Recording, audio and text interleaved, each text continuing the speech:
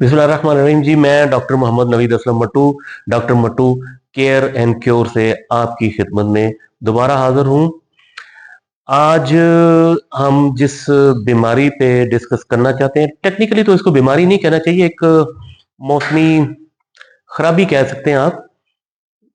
आजकल चूंकि मार्च का अप्रैल का महीना शुरू हो रहा है और इस मौसम में हमारे मुल्क में पोलन एलर्जी बहुत ज़्यादा हो जाती है। इसके काफ़ी सारे पेशेंट फिर हमसे क्लिनिकों पे राब्ते करते हैं।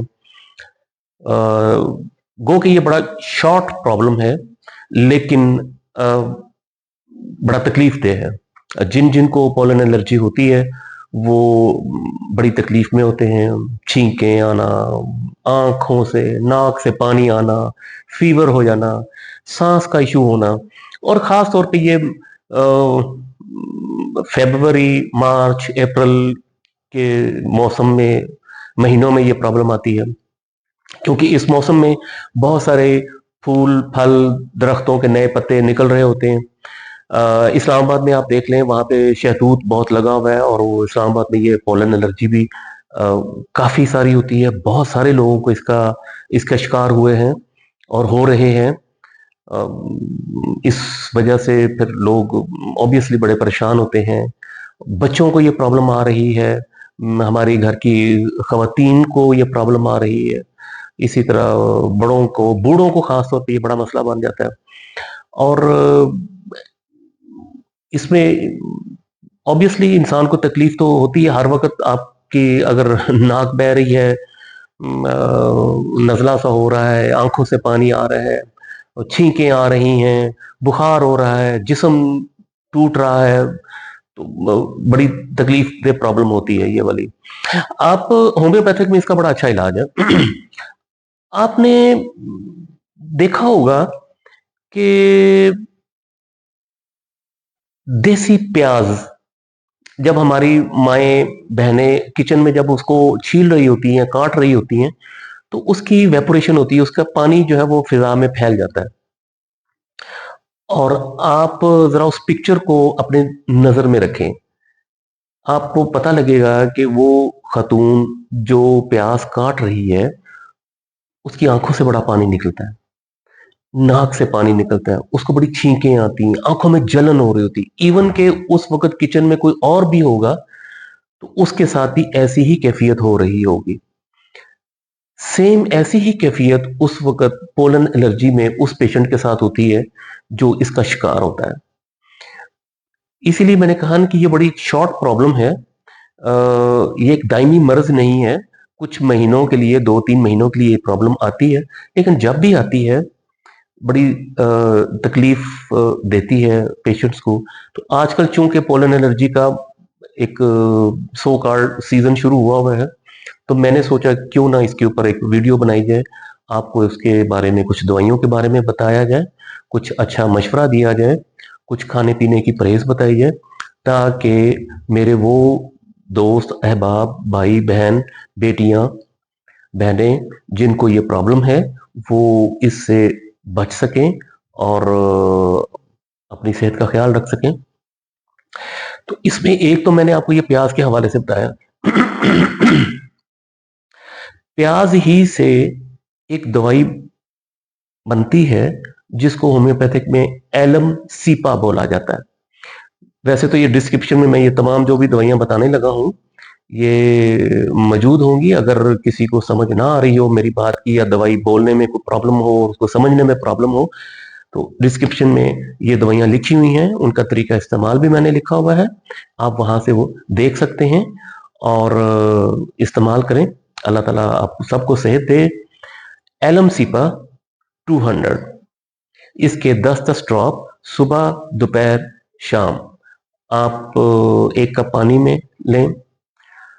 इसी तरह दूसरी दवाई है सॉलिडेगो, बड़ी अच्छी दवाई है और एलर्जी के लिए बड़ा कमाल काम करती है। सॉलिडेगो 200 में ये भी 10-10 कतरे सुबह, दोपहर, शाम आप लें, ये बड़ा अच्छा काम करेगी और आपकी एलर्जी को बड़ा कंट्रोल करेगी। इसी तरह एक तीसरी दवाई है सबाडिला। सबाडिला 200, ये भी 10-10 कतरे सुबह दोपहर शाम आधा कप पानी में ले लें। हर दवाई को इकट्ठा 1 कप पानी में भी ले सकते हैं, और अगर आप चाहते हैं कि नहीं जरा वक्फा हो, तो कोई एक दवाई आप खाने से पहले कर लें, कोई एक या दो दवाइयां आप खाने के बाद भी आप कर सकते हैं। ये मुसलसल आप इस्तेमाल करें इस पूरे 2 महीनों में, जिसमें पोलन एलर्जी का जोर ज्यादा होता है। दूसरी चीज, कोशिश करें कि इन 2 महीनों में जिनको भी पोलन एलर्जी हो, वो चावलों का इस्तेमाल बहुत कम करें, या ना करें तो और भी अच्छा है। तीसरी चीज, इसमें आप लिक्विड का इस्तेमाल ज्यादा करें, सूप लें, यखनी लें, आप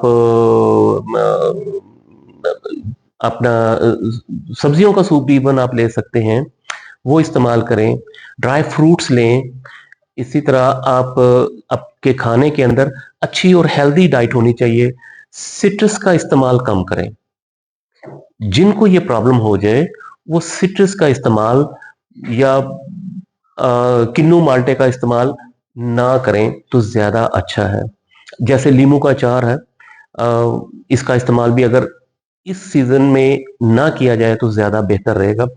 उसकी वजह यह है कि पोलन एलर्जी में कुछ पेशेंट को इसके साथ सांस का इशू भी आ जाता है, यानी एस्थमेटिक कंडीशन बन जाती है।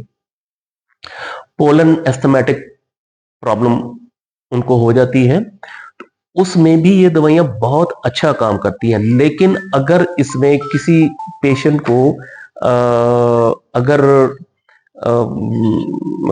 सांस का इशू ज्यादा आ रहा है और उनकी छाती में बलगम महसूस हो रही है और वो खड़खड़ कर रही है, जैसे छोटे बच्चों की चेस्ट खराब हो जाती है तो वो खड़खड़ कर रही होती है, तो ऐसे पेशेंट को आप इसके साथ एंटम टार्ट 200 इस्तेमाल करवाएं।